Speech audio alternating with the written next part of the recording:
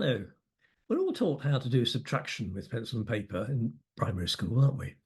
And we start from the right, and we have to do this business called borrowing, or it's got various other names nowadays, but borrow from the left and then do some fiddling around to make it all work. And it's actually pretty complicated. So my purpose in this video is to teach you how to do subtraction starting from the left. Now, you might be thinking that's obviously impossible. But in fact, I believe you have a superpower. And my purpose in this video is to unleash that superpower and harness it so that you can learn to do subtraction from the left. And if you do that and you practice it a bit, I think you'll find, as I do, that it's actually much better than starting from the right, particularly if you're doing it in your head. So here you are, my title, and that's me. So the plan for the video is I shall go fairly carefully and slowly through the method I use for subtraction, starting from the left, to show you how it works and why it works. Then I'll do a sort of real example at something more like real speed, as it were. Then I'll get you to do an example. And you won't need pencil and paper, by the way. You can do it all in your head. Then we'll review why I think it's so much better. And a little coda about how some computers do their subtraction. So let's start reminding ourselves how the standard method works. Borrowing from the left, or it's got various other names nowadays, but it's all the same thing. So let's see how it works. We're going to subtract 257 from 303. And we go like this, don't we? We start from here. We say 3 minus 7, well, doesn't go. So we have to borrow, we'll borrow a 1, and we turn this into 13. And it'll be 30 minus 7 is going to be 6. But before we do that, we've got to return this borrow. So we have to reduce this number by 1, which would be easier if it weren't 0. We put it by 9. And then we got this 3, and we reduce it there. And then we do subtraction. We get 6 there, 4 there, and nothing there. Did you follow that? I'm not sure I did. It's very complicated, isn't it? Horrible. And what's more, I don't think it really helps you understand why 303 minus 257 is 46. So let's just summarize that. It's messy, particularly when there's a 0 in the minuend. It's hard to explain why it works. I don't think it really enhances one's conceptual understanding of subtraction. It's jolly hard to do in your head. You can manage 2-digit numbers okay, but even 3 is a bit of a stretch. So why do we teach it? Oh, I don't know. It just seems a poor idea, really. I'm going to show you how to do it better. So I've talked about starting from the left, but actually we can do the digits in any order we want. It would be a bit odd to start with the 4th from the left, but I'm going to do that just for fun. So what we're going to do is work out what this digit is when we subtract this number from that number. And the way we do that, the way to think about what we're going to do is to split this up. Now, we didn't write all this stuff down when we're actually using the method, but this is how we explain it. So this number is this one plus this one. This number is this one plus this one. So this minus this is this minus this plus this minus this. Okay, now then, let's think about that. So first of all, this minus this is going to be a long number with a lot of zeros at the end and a 2 there. I mean, you can work out that 2 by thinking, well, 3 minus 1 is 2. If you prefer to be a little bit more analytic, you say, well, this long number here, if it ends in a 2, is going to have to end in a 2 in order that when you add it to the 1, you get 3. Anyway, one way or another, that's going to be 2. Now, superpower.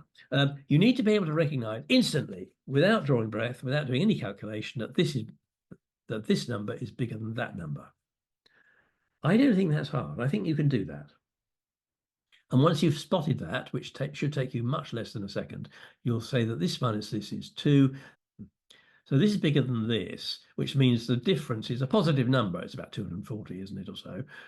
So when we add this positive difference to that, it's going to be a 4-digit thing ending in 2 and then some more. So it's still going to have a 2 in that position. So that's 2. Now, if these are the other way around, so 1 minus 3, well, what's this minus this, what digit is that going to be ending? Well, it's 8, isn't it? And a number of ways of thinking about that. The most sophisticated is to say, well, 1 minus 3 is 8 mod 10. That's one way to do it. You can think of this long number here.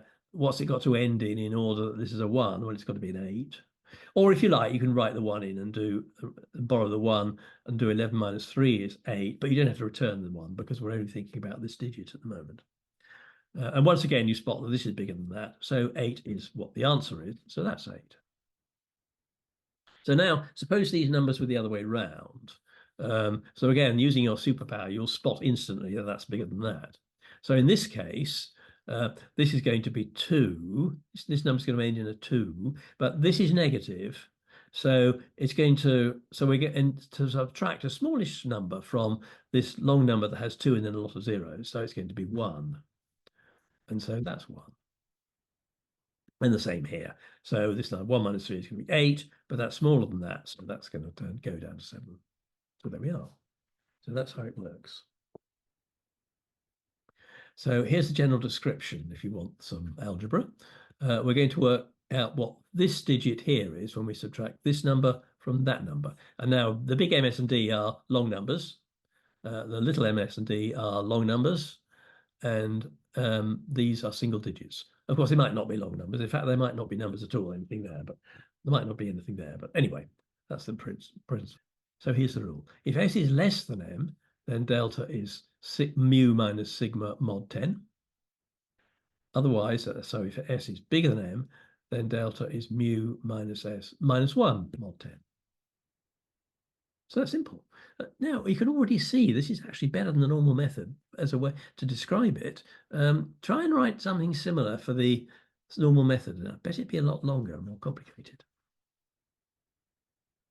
Okay, so let's do a real example. So we start from the left. So 9 minus 6 is 3, but this number's bigger than that number, so that's 2. 3 minus 8 is 5 mod 10. Think of it as 13 minus 8 if you choose, but that's bigger than that, so it goes down to 4. 6 minus 7 is 9. That's less than that, so 9 it is. 3 minus 1 is 2, but that's bigger than that, so that's 1. 4 minus 4 is 0, but that's bigger than that, so 9. I didn't mention this as a special case, and it isn't actually. We're just subtracting 1 from 0 mod 10. 4 minus 6 is 8. That's less than that, so 8 it is. 8 minus 3 is 5, but that's bigger than that, so 4. And 1 minus 9 is 2. And there we are. Okay, now you have a go. So what I'll do is I'll reveal the digits one at a time after you've had time to think about it. So have a go at the first digit. So I reckon that 6 minus 4 is 2, but that's bigger than that, so 1. Now I'll get the second digit. Okay, so 6 minus 7 is 9. That's less than that, so 9 it is. 2 minus 1 is 1. That's less than that, so 1 it is. 6 minus 4 is 2, but that's bigger than that, so 1. 0 minus 6 is 4, and that's less than that, so 4 it is. 9 minus 3 is 6, but that's bigger than that, so 5. And 1 minus 9 is 2. Well done, we did that. So let's think about why that's such a good idea. So first of all, there's nothing to remember between digits. They're independent, essentially. And that corresponds to not having to return the borrow, if you think of it that way. But if you don't, it's just that, if you're doing it mentally, once you've done a digit, you can draw a breath and move on to the next one. And there are no borrows to write and no returns or whatever they're called. Nice thing is the British come out in the right order. So if you're doing it mentally, you work the digits out one at a time and you can say them one at a time. So whoever's listening gets the answer, gets the numbers in the right order. Whereas if you have to start from the right-hand end, you have to work them all out and remember them all and then recite them all in the other order, which is actually pretty complicated if the numbers are too long. Here's a nice one. You can stop when you've got enough precision. If you only need the answer to 3 significant figures, you don't need to start all over here to get the first 3 figures. This is a bit silly, really, but you can immediately tell if the numbers are the wrong way around. If this is bigger than that, you might if you're using the standard method, you might blindly start from this end and chunter along and then get to the end and say, oh, damn, it's the wrong way around. It's negative. Whereas here, you'd tell immediately that it's the wrong way around and turn it over or whatever. Importantly, it's just as easy to do as in your head as on paper. And in fact, so if you think about why we teach people to subtract at all, it certainly isn't so that in future life they'll be able to do subtraction with pencil and paper, because nobody's ever going to want to do that. You're either going to have a calculator or you're going to do it in your head. And the standard method is a lousy way to do it in your head, whereas this is just as easy. Also important, I think it really does enhance your understanding of subtraction, and it makes you understand why the answer is what it is, I think. So you do need to be practiced at mod 10 subtraction, or writing the little one in, or if you need it. You need it there. Would you need it there? But well, it's up to you whether you do that or not. And you need the superpower of being able to tell instantly which of two numbers is the bigger. But I think you can do that. Okay, so let's just try this new method on the example we started out with. So we do 3 minus 2 is 1, but that's bigger than that, so nothing to write there. 0 minus 5 is 5, but 7 is greater than 3, so we have a 4, and 3 minus 7 is 6. So I think that's a lot easier. But also, I think it gives you a better idea of what's really going on here, because think of this slightly differently. So 300 minus 200 is 100, but it's clearly going to be less than 100 because this is much bigger than that, so nothing there. Similarly, 300 minus 250 is 50, but it's clearly going to be less than that, so it's 40 something, and then it's going to be 6. So I think that's definitely gives you a better understanding of why the answer is 46 than the standard method, as well as being easier to do. Okay, so just a last thought about how computers do their subtraction. They work in binary, of course, and they use the standard method, basically working from the right and borrowing or carrying. Actually, it works out as.